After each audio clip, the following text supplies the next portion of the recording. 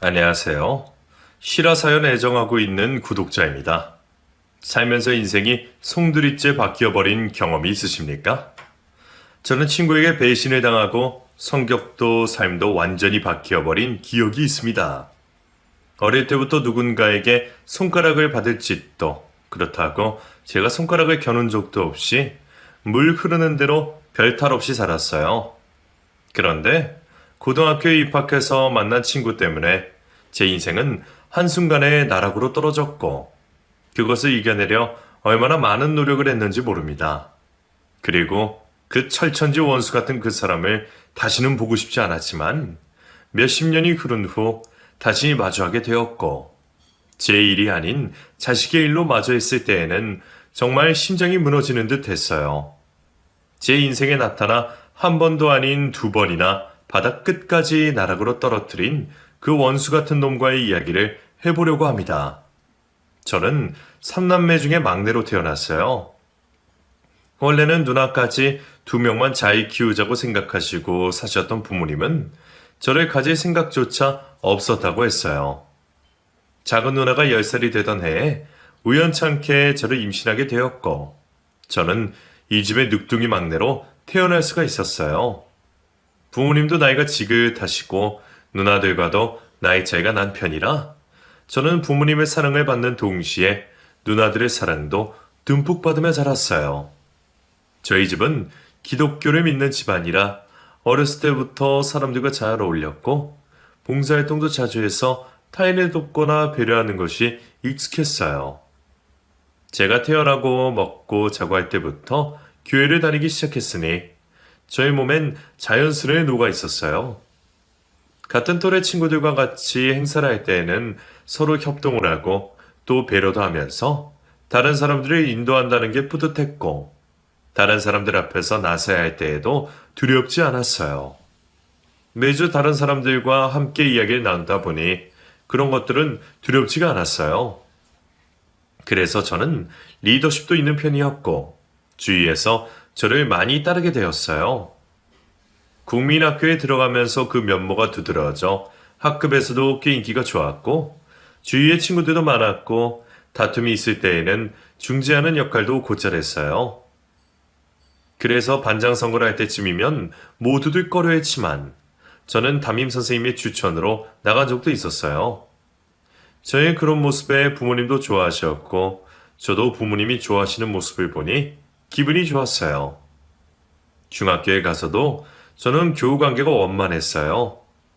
같은 동네에 살고 있는 친구들과 같은 교회를 다니고 같은 국민학교를 거쳐 중학교까지 다니게 되니 저는 정말 새로운 환경에 적응을 해야 하는 두려움보다는 설레임이 가득했어요. 정말 조용하던 녀석도 사춘기가 오면 감정을 주체하지 못하고 어디로 튈지 조마조마하다고 하는데 저는 그런 것도 없었어요. 저에게 사춘기가 온 건지 안 온 건지 별탈 없이 원만하게 넘겼어요. 물론 이건 제 개인적인 생각이지만요. 부모님이 생각하시는 저의 사춘기의 모습은 또 다를 수 있으니까요.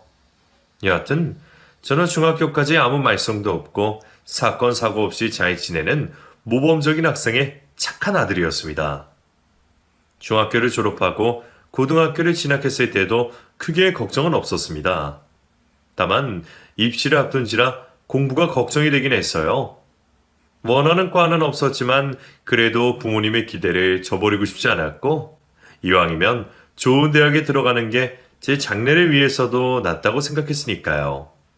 그래서 마음도 단단히 먹고 입학을 했어요. 이왕이면 교실 자리도 공부에 관심 있는 친구들과 가까이 있었으면 좋겠다고도 생각했고요. 그런데 사람 일이란 게 마음 먹은 대로 흐르지 않잖아요. 바로 뒷자리가 공부에 전혀 도움이 안 되는 친구가 앉을 줄은 꿈에도 몰랐죠. 창호야, 너 어쩌냐? 하필 바로 뒷자리가 민철이야. 민철이? 너 아는 애야? 왜? 걔 일진이야. 중학교 때도 학폭 때문에 퇴학당할 뻔했고. 근데 이 학교는 어떻게 들어왔대? 빽 있나? 그래? 나 전혀 몰랐네. 여튼 너 조심해. 몸살이고. 앞에 앉은 친한 친구가 조심하라고 일러주더군요. 성격상 선입견으로 친구를 사귀지는 않지만 일진이란 단어는 조금 신경이 쓰였어요. 중학교를 다닐 때도 학교에서 말썽 부리는 친구들이 있었지만 저와 가까운 아이들은 아니라 직접적인 경험은 없었거든요. 그런데 바로 뒷자리라고 하니 조심해야겠다는 생각도 들긴 했습니다. 일진이라는 뒷자리 친구는 같이 다니는 친구들이 있는 듯 했고 쉬는 시간마다 다른 반에서 몰려들어와 시시껄렁한 얘기들을 나누고는 했어요. 평소에는 그런 것들이 상관없었지만 시험 기간에는 쉬는 시간에 노트를 다시 체크해야 하는 저의 공부 습관상 소음이 거슬리긴 했죠. 그렇다고 조용히 해달라고 하기엔 번거로운 일이 생길까봐 쉬는 시간마다 귀마개를 준비해서 끼고 있었어요. 야, 이 새끼 지금 귀에 귀마개 한 거냐? 귀마개? 어쩌? 진짜네? 그거 내 거잖아. 내 거? 하, 이 새끼 웃기네. 죽일 수다면 어쩔래? 저는 정말 소란 피우고 싶은 마음이 조금도 없었고 그 애들과 엮이고 싶은 마음도 없었어요. 그런데 가만히 있어도 걸어오는 시비를 저도 어쩔 수가 없잖아요. 그리고 시험 기간이라 신경이 나이 서 있기도 했고요. 여차하면 한 대 칠 것처럼 굴기에 저도 물러서기 하고 쳐다보고 있자니 민철이가 말을 하더군요. 야, 그냥 줘. 담임 지랄하는 거 듣기 싫어. 그래? 알았어, 민철아. 새끼, 운 좋은 줄 알아라.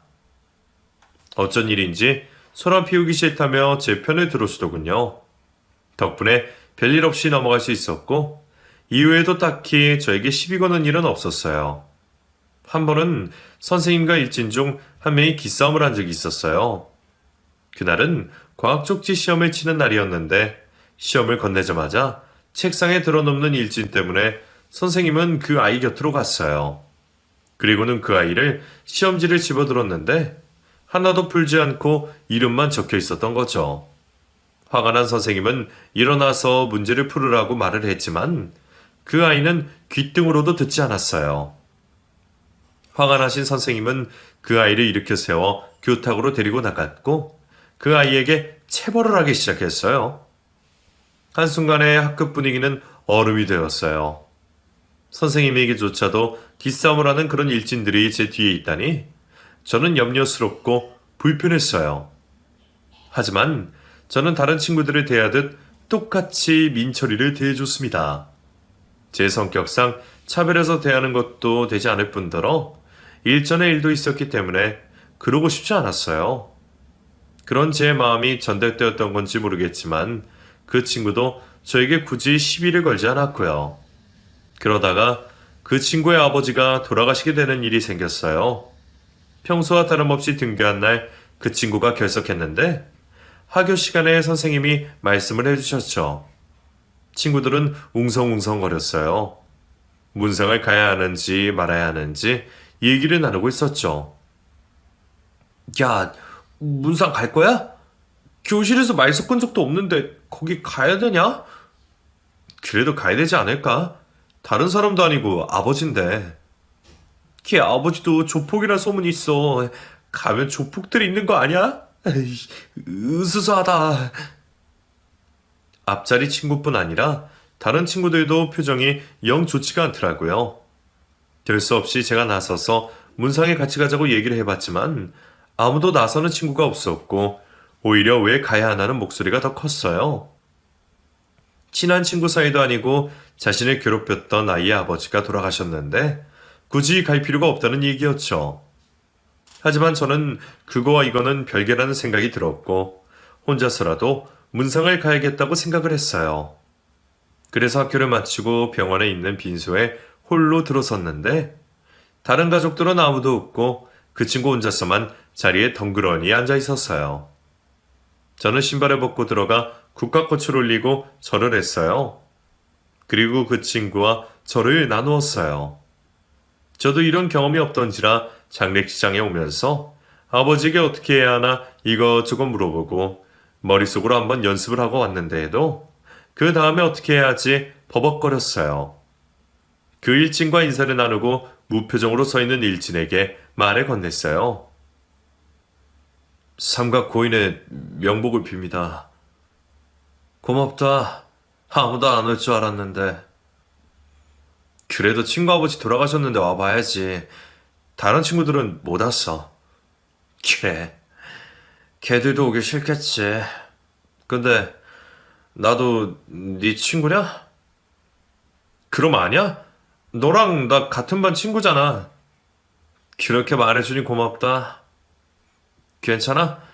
많이 힘들지? 어제보단 조금 나아. 실감이 안 나기도 하고. 다른 가족들은? 나 아버지랑 단둘이 살았어.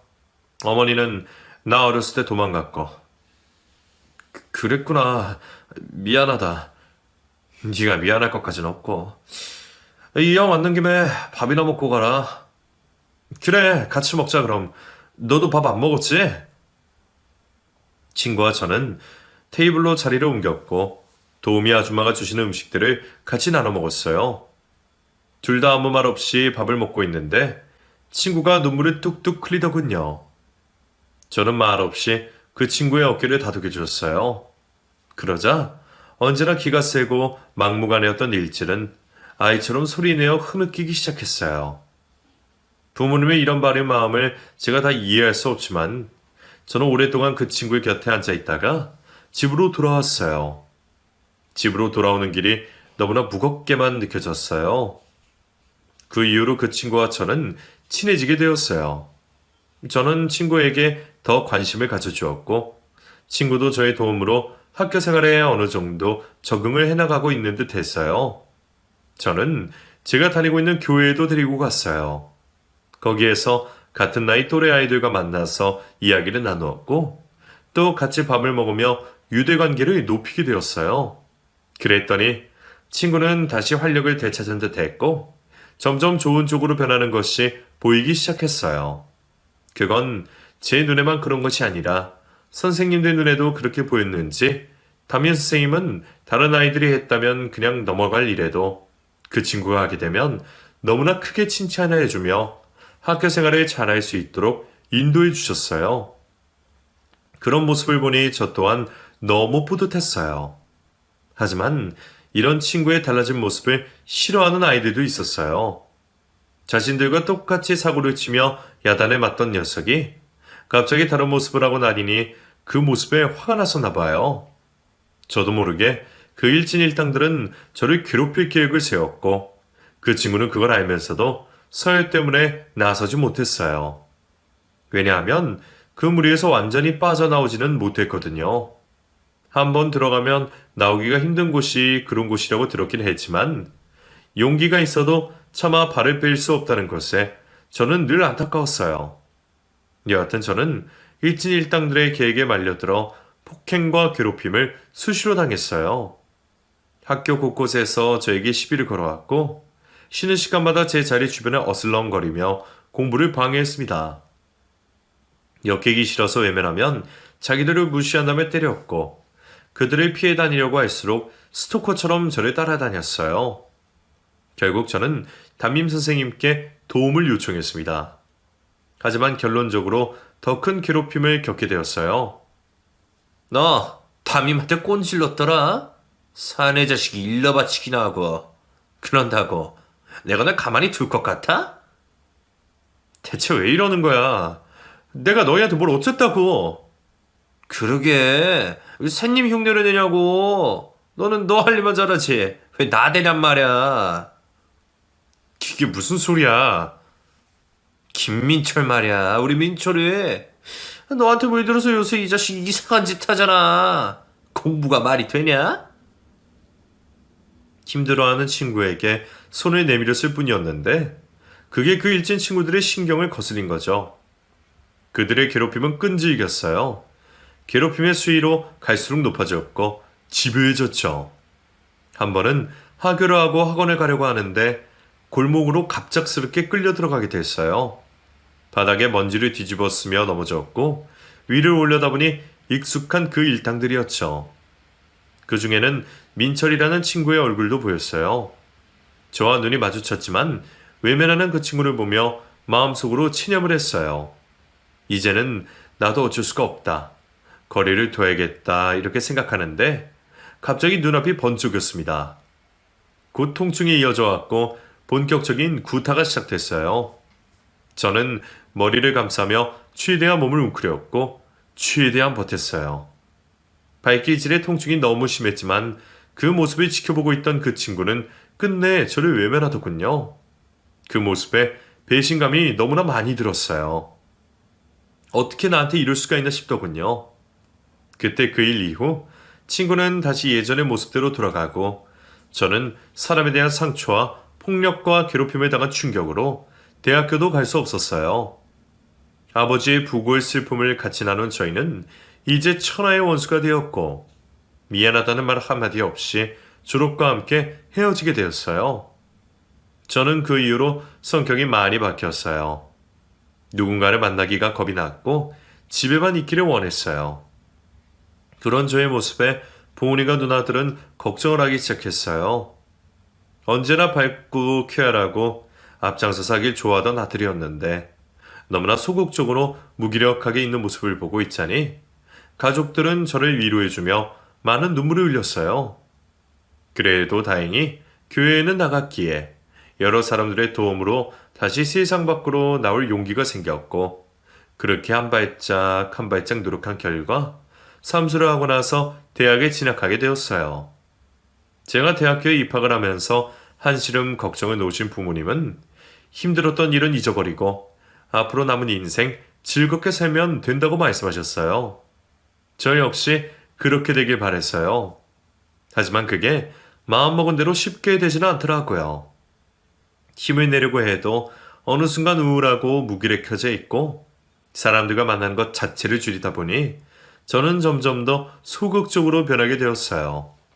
그래서 저는 대학교도 겨우 졸업을 했고 직장도 겨우 구할 수가 있었어요.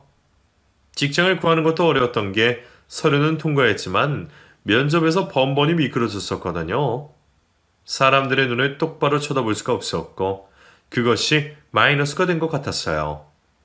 매번 낙방하는 제 자신이 너무 한심하고 왜 그것이 안 되나 너무 힘이 들었어요. 또래 친구들보다 한참 뒤떨어진 자신이 한심스럽고 아직도 고등학생 때의 트라우마에서 벗어나지 못하는 모습에 실망도 많이 했고요. 이겨내려고 노력을 많이 했습니다. 하지만 몸이 맘대로 따라주지 못하니 제가 해결할 수 있는 영역 밖의 일이었어요. 그러다 다행히 부모님 지인이 하시는 회사에서 사람을 구하게 되었고 아버지의 부탁으로 저는 그곳에서 일을 하게 되었어요. 힘들게만 느껴졌던 제 인생이 직장 생활을 하며 직장 안에 있는 봉사활동 동호회에 들어가면서 제 삶은 조금씩 바뀌기 시작했어요. 다른 사람들이 저의 도움을 받고 고맙다며 환하게 웃고 있는 모습을 보니 저의 마음도 자연스레 열리게 되었고 사람들의 눈을 바라보며 이야기를 할 수 있게 되었어요. 그리고 그곳에서 같이 봉사활동을 하며 만나게 된 같은 교회에 다니는 여자와 결혼을 했고 아들 하나를 낳아서 화목한 가정을 이룰 수 있었어요. 많이 힘들었던 시절에 저를 생각해보면 있을 수 없는 모습이었죠. 저는 결혼을 못할 줄 알았거든요. 사람과 대화도 제대로 못하는데 무슨 연애를 꿈꿀 수가 있었겠어요. 하지만 결국에는 바뀌었고 아내 덕분에 제가 변할 수가 있었습니다. 그리고 귀한 아들도 얻을 수가 있었고요. 제 인생 최고의 선물인 아내와 아들에게 최고의 남편과 아빠가 되어주고 싶었어요. 태어났을 때부터 온순했던 아들은 크면서 속 한번 썩이지 않고 잘 자라주었어요. 제 성향을 많이 닮아 사람들을 좋아하고 교우관계도 원만했어요. 항상 친구들과 어울려 놀기 좋아하는 그런 아들의 모습을 보고 있자니 어렸을 때 저의 모습을 보고 있는 것 같이 웃음이 나왔어요.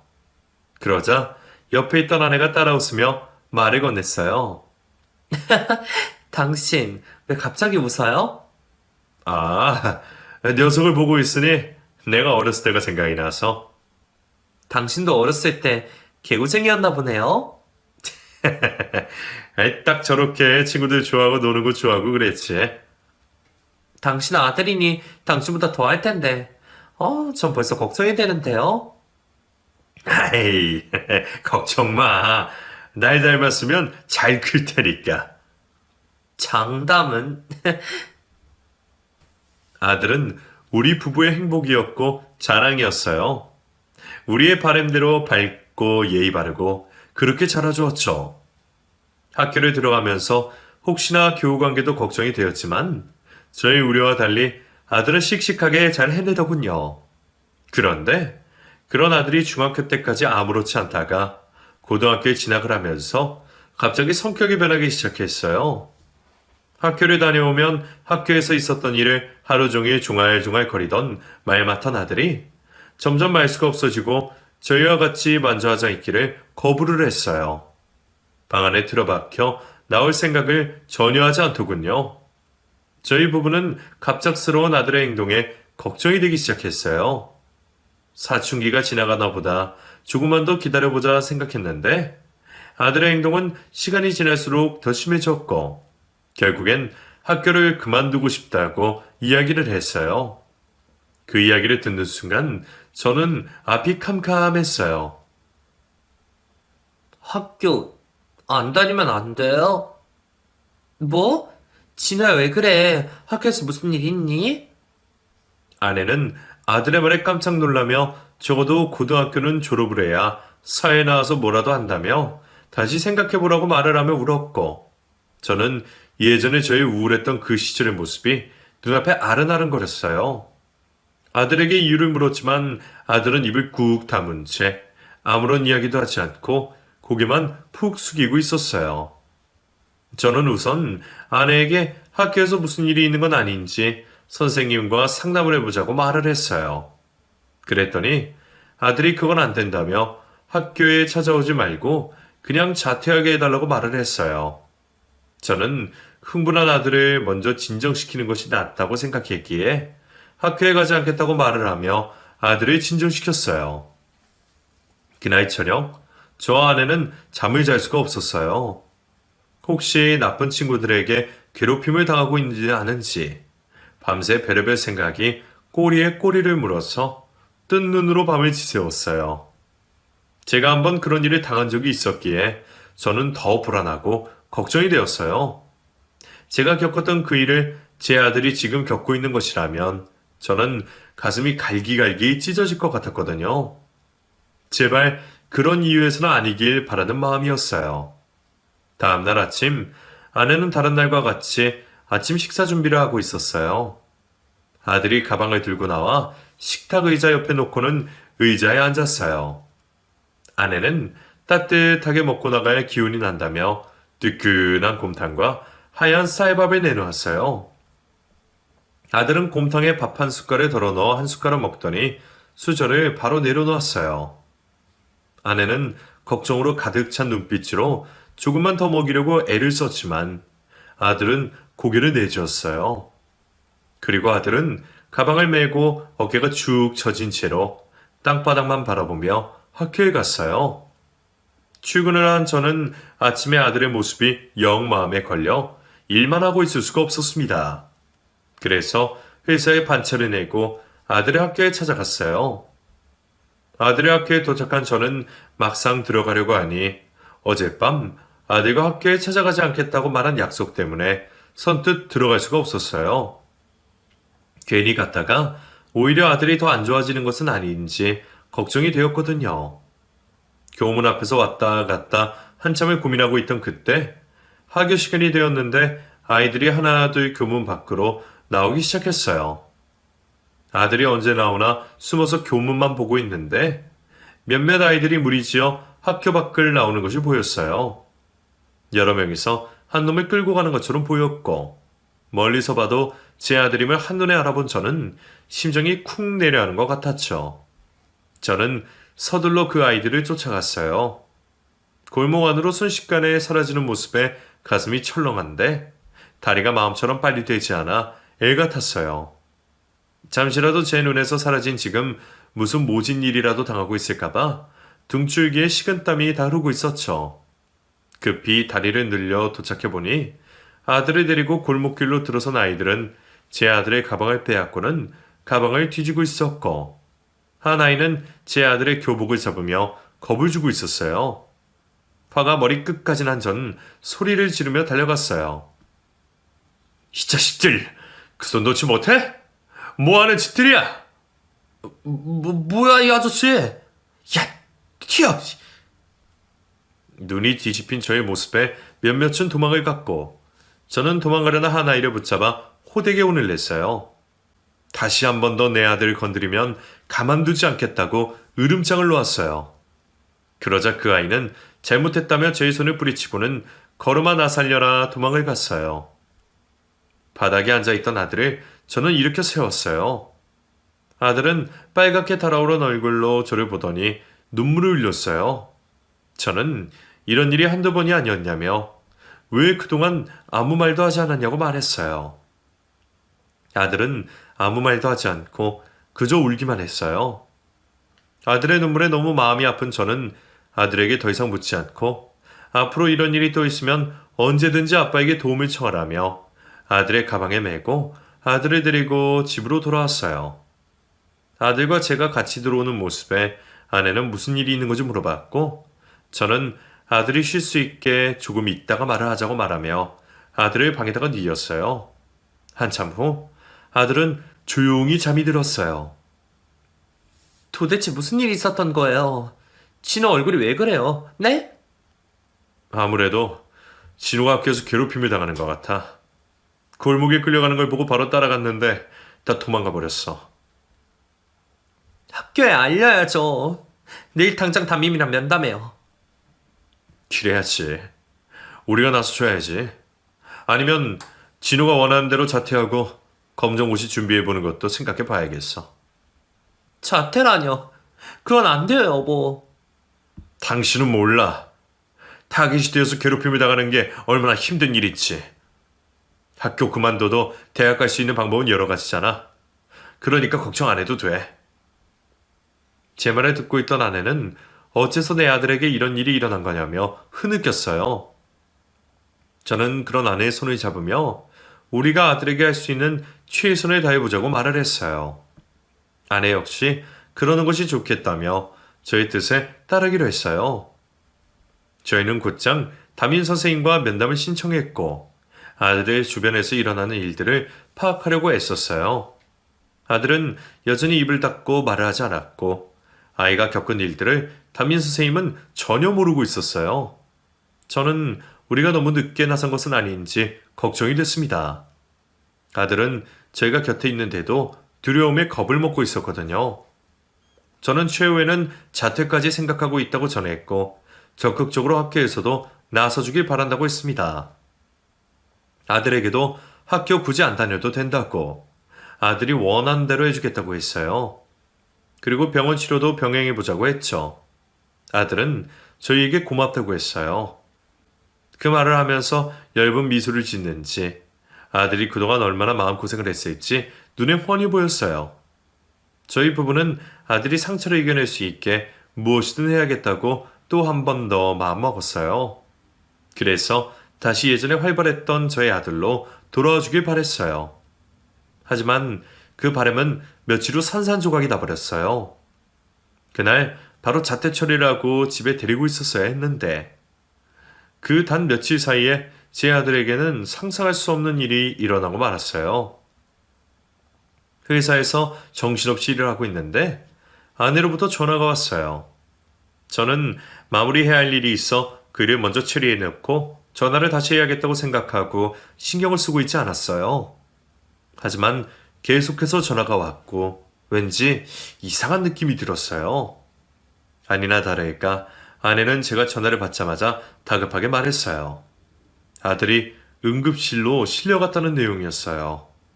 저는 온갖 생각이 머리를 덮쳐왔고 부랴부랴 아들이 실려간 병원으로 달려갔어요.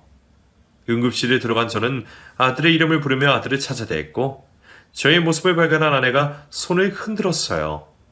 저는 급히 그쪽으로 달려갔고 그곳에는 얼굴에 피멍이 들어있는 채 다리에 깁스를 하고 있는 아들이 보였어요. 저는 아들의 얼굴을 손으로 감싸 안으며 도대체 이게 무슨 일이냐고 물었어요. 얼굴이 왜 이런 거야? 다리의 깁스는 또 뭐고? 학교 근처 골목에 쓰러져 있는 걸 다른 학생이 신고해서 실려왔어요. 우리 찌는 어떻게 해요, 여보? 뭐? 대체 누가 그런 거니?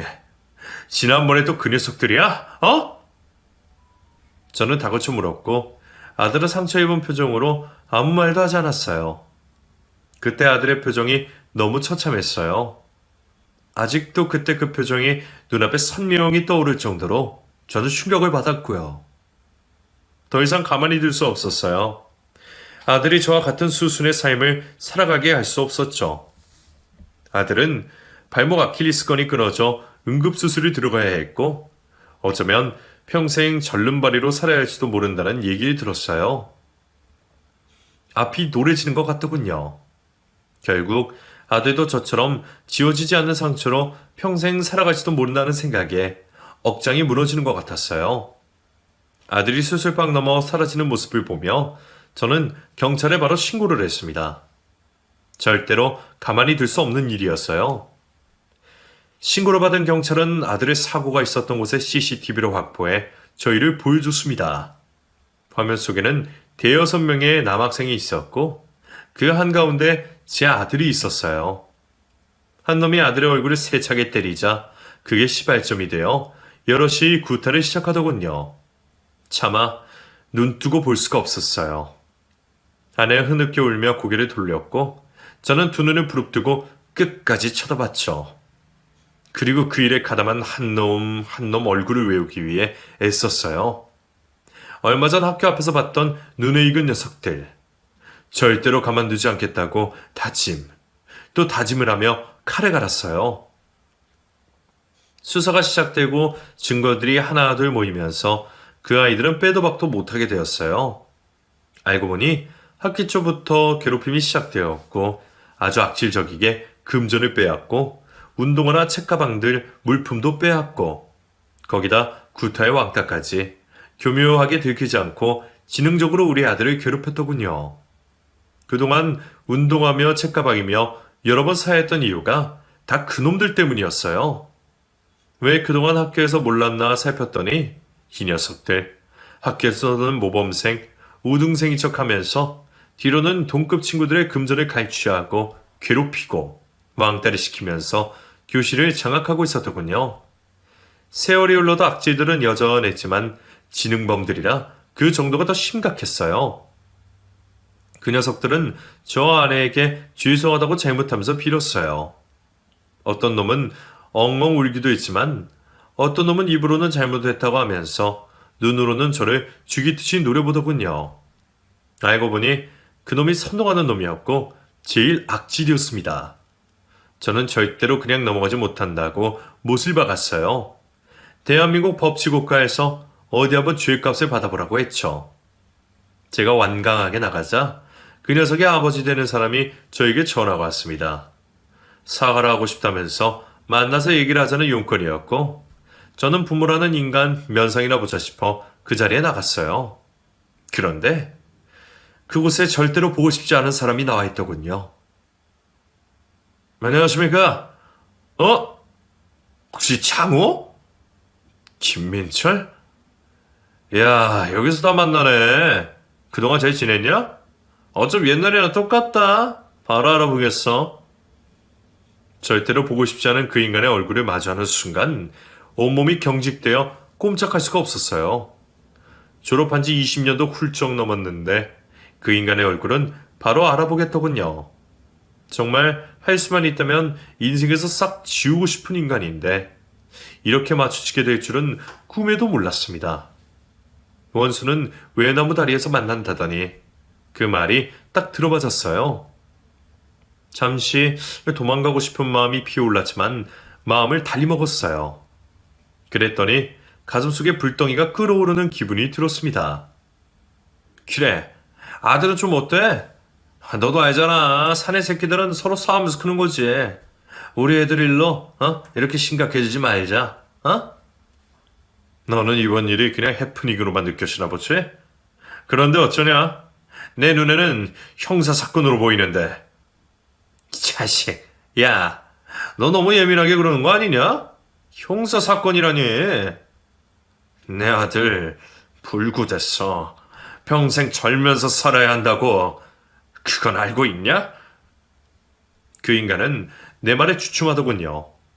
그 모습을 보면서 더 화가 났어요. 뻔히 이 일에 경중을 알면서 떠보는 모습이라니. 세상에 이런 치졸한 인간도 없다 싶었어요. 저는 아들 생각에 가슴이 미어지는 것 같았어요. 내 아들 불구 만든 게 네 아들이냐?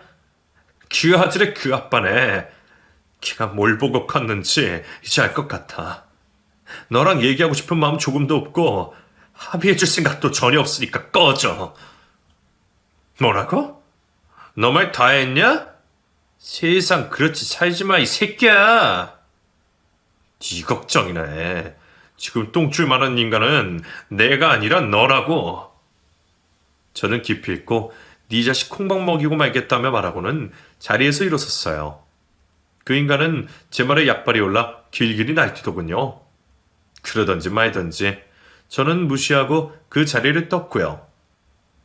이후 재판을 하면서 몇 번이나 그 인간과 마주쳤습니다.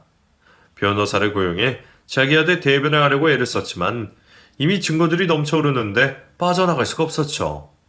경찰은 아이들 일인이 합의도 생각해보라고 했고 그 모습에 저는 격분했습니다.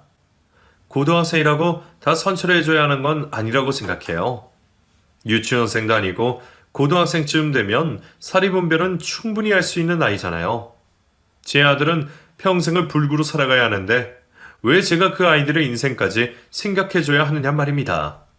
죄를 지었으니 죄값을 받아야죠. 결국 그 일로 폭행에 가담한 아이들 5명 중 3명은 징역을 선고받았고 2명은 훈방 조치가 내려졌어요. 재판 결과를 듣고 그 인간이 난동을 부린 건 두말하면 잔소리고요. 징역이라고 해봤자 짧은 기간이었어요. 고작 1년. 내 아들은 평생 고통을 감내하며 살아야 하는 것에 비해 솜방망이 처벌이라고 생각해요. 저는. 그렇게라고 죄값을 치르게 되었으니 잘 됐다고 여겨야 했어요. 그런데 그 인간은 그냥 넘어갈 수 없었나 봅니다. 재판이 끝나고 며칠 뒤 퇴근하고 집에 가는 걸 골목길에서 그 인간을 만났거든요. 손에 야구방망이를 들고 나타났는데 마치 저를 때려 죽이겠다는 분위기였어요. 너 뭐냐? 나 기다렸어? 김창호, 너 많이 컸다. 감히 내 자식 인생에 빨간 줄을 그어? 네가? 무슨 소리야. 내가 한 게 아니라 네가 그렇게 키운 거잖아. 뭐라고? 이 새끼. 그 인간이 저를 향해 달려들었고 저도 흔쾌히 맞짱 떠줬습니다. 그동안 저는 호신술을 꾸준히 배우고 있었는데 단증까지 따서 합기도 유단자였거든요. 결혼 전부터 꾸준히 운동을 했고 지금까지도 계속 훈련하고 있었어요. 건강한 멘탈을 위해 운동을 했던 건데 그 실력을 거기에서 써먹을 줄은 꿈에도 몰랐죠. 하지만 덕분에 제 몸을 보호할 수 있었고 오히려 복수까지 할 수가 있었습니다. 야구방망이를 든 그 인간과 맞짱을 두고 잠시 뒤 그 인간은 응급실로 실려갔거든요. 턱에 주먹을 꽂아 넣었더니 맞짱 뜬 지 얼마 되지 않아 바로 정신을 잃더라고요. 저는 차에 그 인간을 태워서 병원으로 갔고 잠시 뒤 응급실 침대에서 정신이 든 그 인간과 저는 얘기를 나눴습니다. 너 야구방망이 들고 설치면 폭행치사로 잡혀간다. 아니 살인미수인가? 야, 살인미수는 무슨... 맞은 게 아픈지 앓는 소리 내면서 제 눈치를 슬슬 보고 있더군요. 저를 무서워하는 것 같았어요. 나 너한테 그렇게 당하고 폐인으로 살았어. 그러다가 운동 시작했고 지금은 합기도 유단자야. 그랬냐? 어쩐지 몸이 날렵하더니. 야구방망이까지 들고 나타났으니 나 죽이려고? 야, 뭐 그렇게 무서운 말을 하냐? 너 나한테 할 말 없냐? 어? 미안하다. 그제서야 쭈뼛쭈뼛 저에게 사과를 하더군요. 끙끙거리면서 제 눈치를 보는 것이 아주 볼품이 없었어요. 이런 인간에게 그동안 트라우마를 갖고 살았던 시간이 얼마나 아깝던지. 이 자식 때문에 망가지고 허비한 시간들이 얼마나 많았던가. 무너지는 저 때문에 부모님도 너무 힘들어 하셨는데 그 모든 순간들이 파로나처럼 스쳐가며 가슴속에 북받쳐 올라왔어요. 심호흡을 하고 저를 진정시켰어요. 너 나랑 우리 앞에 다시 나타나지 마라. 다음에도 내 눈에 보이면 너 가만히 안 둘 거야. 알겠냐? 내가 미안해. 이제 안 나타날게. 그래. 그리고 이제 인간답게 좀 살아. 네 자식한테 미안하지도 않냐? 알겠어. 저는 그 인간을 뒤로하고 응급실을 빠져나왔어요.